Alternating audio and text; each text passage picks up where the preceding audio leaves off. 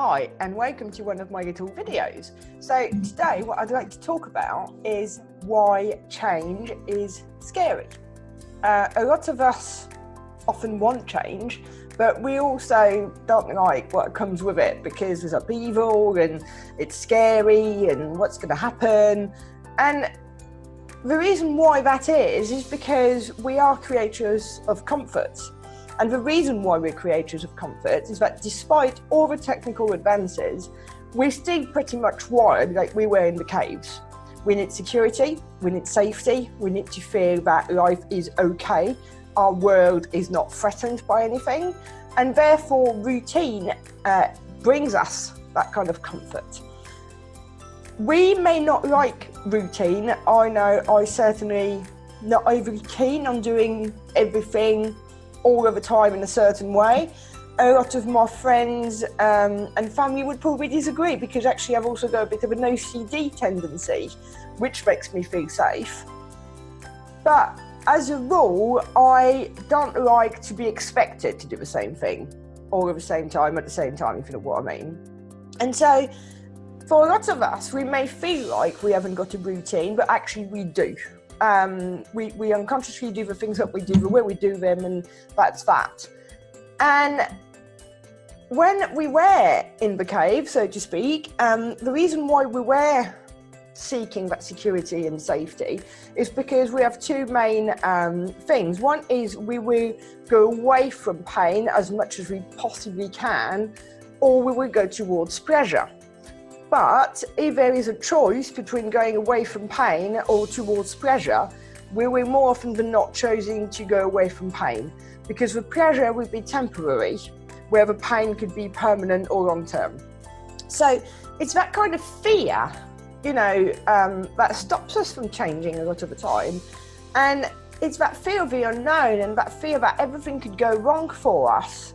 We never really think of everything that could go right, or that it could go differently and actually be even better. We never think of that. And it's again going back to the way we're wired, because we are kind of predisposed to look for the worst so that we can prevent it.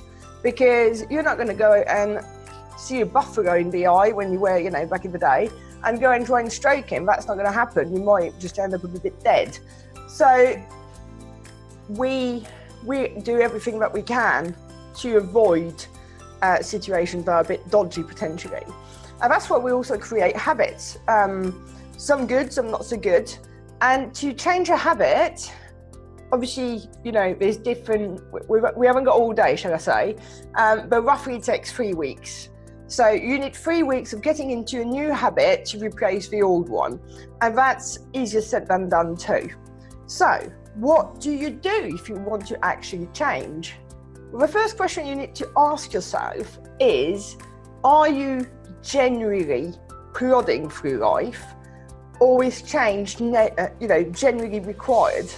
Because if it is really required, then fair enough. But sometimes it's more that we feel like, change wouldn't do us any harm because, I don't know, people around you are moving house maybe, or certain things are happening. So you just go, I fancy something too.